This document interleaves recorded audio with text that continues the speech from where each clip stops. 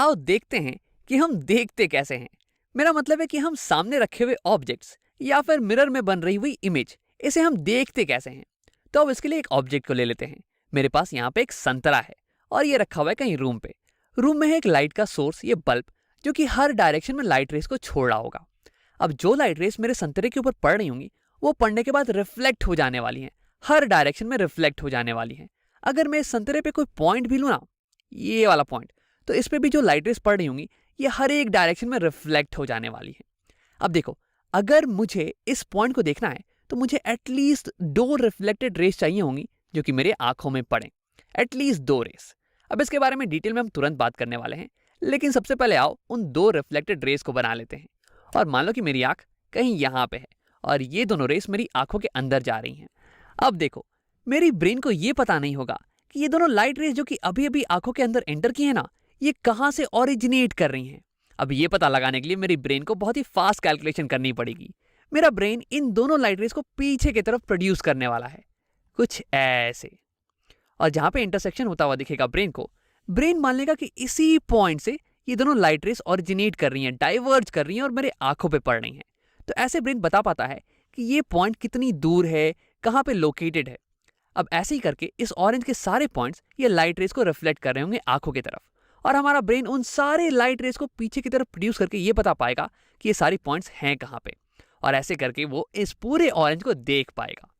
तो यानी कि अगर तुम किसी चीज को देख रहे हो, तो यानी कि उस ऑब्जेक्ट से कुछ लाइट रेस तुम्हारी आंखों की तरफ आ रही हैं, एटलीस्ट 2 तो आ ही रही हैं।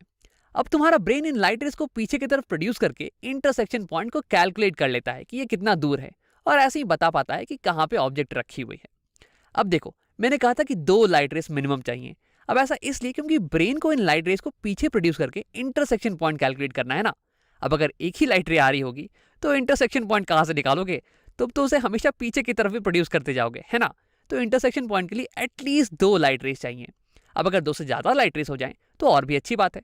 अगर मान लो कि यहाँ पे एक और लाइट रे होती जो कि यहाँ ऐसे बीच में यहाँ कहीं आँख पे पड़ रही होती। अब देखो, लाइट ट्रैवल करती है स्ट्रेट लाइन में, और जो लाइट यहाँ से ओरिजिनेट की इस पॉइंट से, वो स्ट्रेट लाइन में चल के मेरे आंखों तक जाएगी। अब मेरा ब्रेन इस लाइट रे को भी जब पीछे प्रोड्यूस करेगा तो ये भी तो यहीं पे इंटरसेक्ट करने वाला है ना। तो 2 से ज़्यादा हुए तो अच्छी बात है, लेकिन 2 से कम नहीं होना चाहिए।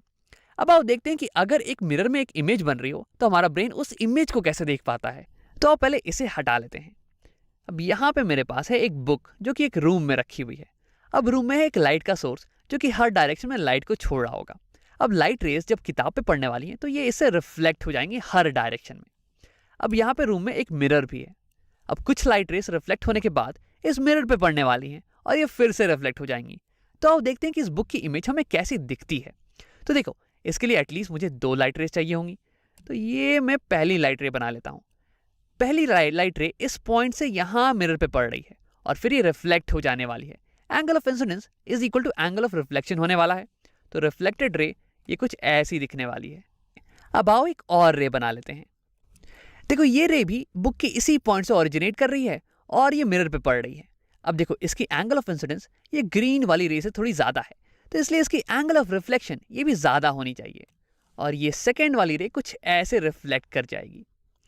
अब अगर मेरी आंखें यहाँ पे हैं और ये दोनों रेस मेरी आंखों के अंदर जा रहा है, वैसे दिख तो नहीं रहा है, बट मान लो कि ये दोनों रेस मेरी आंखों के अंदर ही जा रही हैं, तो क्या तुम ये पता लगा सकते हो कि मेरी ब्रेन को क्या लगने वाला है कि ये दोनों इंसिडेंट रेस कहाँ से आ रही हैं?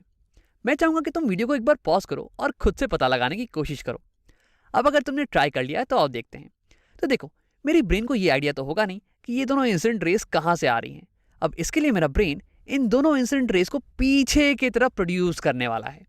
तो अगर ग्रीन वाली रे को प्रोड्यूस करें तो ये कुछ यहाँ से आती हुई दिखेगी, और रेड वाली रे इसे भी प्रोड्यूस करें तो यहाँ से आती हुई दिखेगी, और ब्रेन को लगेगा कि ये दोनों रेस यहाँ पे कहीं पे इंटरसेक्ट कर रही हैं। तो यानी कि हमारा ब्रेन ये सोचेगा कि ये दोनों इंसिडेंट रेस ये यहीं से ओरिजिनेट कर रही हैं और यहाँ से डाइवर्ज करके हमारी आंखों पे पड़ रही हैं। तो मेरे ब्रेन के लिए यही पॉइंट ये हो गई सोर्स, इन दोनों रेस की सोर्स, और उसे लगेगा कि बुक के ये वाली पॉइंट ये यहाँ पे है। अब वैसे ही करते करते बुक की सारी पॉइंट्स ये कुछ रेस भेजने वाली हैं जो कि रिफ्लेक्ट करके हमारी आंखों पे आएंगी, और हमारा ब्रेन उन सारी रेस को पीछे की तरफ एक्सटेंड कर देगा, और उसे फाइनली बुक कुछ यहाँ पे दिखने वाला है, कुछ ऐसे।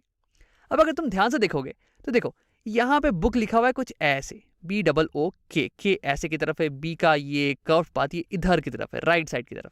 लेकिन अगर इमेज में देखो तो यहाँ पे बी का कर्व्ड वाला पार्ट ये थोड़ा लेफ्ट साइड में ऐसे उल्टा लिखा हुआ है। तो ऐसे ही होता है मिरर इमेजेस में।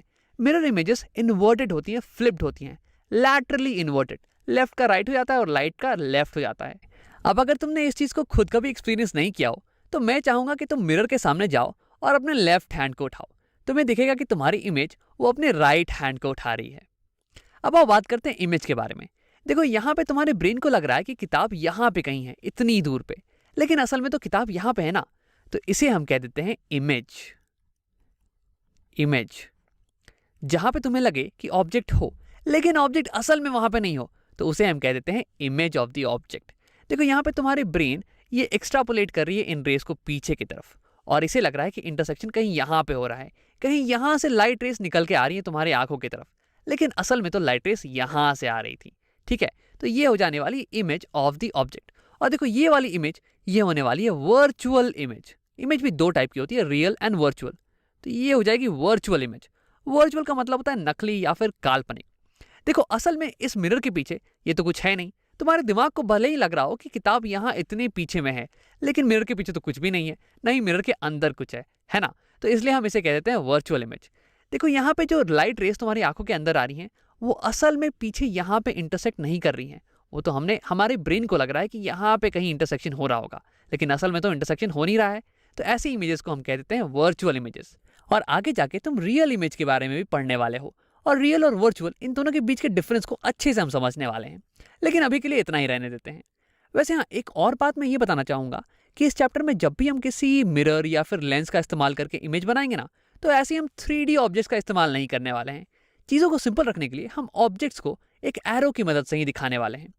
जैसे कि फॉर एग्जाम्पल अगर मान लो कि तुम्हारे पास यहाँ पे कुछ हो, ये ग्राउंड है और ये मिरर है, और मान लो कि यहाँ पे कहीं एक ऑब्जेक्ट रखा हुआ है, तो ऑब्जेक्ट को मैं इस बार एक एरो से ही दिखाने वाला हूँ क्योंकि ये सिंपल हो जाएगा। अब देखो अगर मुझे पता करना है कि इस ऑब्जेक्ट की इमेज कहाँ बनने वाली है, कैसी बनने वाली है, तो फिर से मैं वही सारी चीज़ें करने वाला हूँ। मैं टॉप मोस्ट पॉइंट लूंगा, इस ऑब्जेक्ट का एक कोई सा भी पॉइंट ले लूंगा, टॉप मोस्ट पॉइंट ले लेते हैं और इसे दो रेस को निकालते हैं। तो एक रे ऐसे जा रही है और मिरर पे हिट कर रही है। अब देखो इस रे की एंगल ऑफ इंसिडेंस ये तो हो गई 0, तो एंगल ऑफ रिफ्लेक्शन ये भी हो जाएगा 0, और ये रे बिल्कुल ऐसे ही लौट जाने वाली है। ये ऐसे लौट जाएगी और यहाँ वापस ऐसे आने वाली है। अब दूसरी रे की बात करते हैं। दूसरी रे मान लो कि कहीं यहाँ पे जाती है और यहाँ पे हिट करके ये ऐसे टकरा के लौट जाएगी, रिफ्लेक्ट कर जाएगी। एंगल ऑफ इंसिडेंस बराबर एंगल ऑफ रिफ्लेक्शन हो जाएगा ऐसे। अब अगर तुम्हारी आंख यहाँ पे है तो ये दोनों रेस तुम्हारी आंख के अंदर जाने वाली है। फिर तुम्हारा ब्रेन इन दोनों ही रेस को पीछे की तरफ प्रोड्यूस करने वाला है। ये देखने वाला है कि कहाँ पे इंटरसेक्शन हो रहा है इन दोनों रेस का, और जहाँ पे इंटरसेक्शन होगा ब्रेन मान लेगा कि यही सोर्स है, यहीं से ये दोनों रेस प्रोड्यूस होके डाइवर्ज करके मेरी आंखों में आ रही हैं। तो देखो ये पॉइंट ये हो जाने वाली है image of this top most point of the object. अब एक पॉइंट की इमेज तो आ गई। अब वैसे करते करते तुम हर एक पॉइंट की, ऑब्जेक्ट के हर एक पॉइंट की इमेज को बना सकते हो। ये भी इसी पॉइंट के नीचे आने वाली है और फिर हमारे पास फाइनल इमेज ये कुछ यहाँ पे ऐसी आ जाने वाली है। तो ऐसे ही डायग्राम्स का इस्तेमाल करके हम इमेज बनाने वाले हैं इस चैप्टर के अंदर। अब आओ एक बार रिकैप कर लेते हैं। इस वीडियो में हमने देखा कि कैसे हम किसी भी ऑब्जेक्ट को देखते हैं या फिर किसी भी ऑब्जेक्ट की इमेज को देखते हैं, और हमने ये भी डिफाइन किया कि इमेज आखिरकार होता क्या है और वर्चुअल इमेज ये क्या होती है।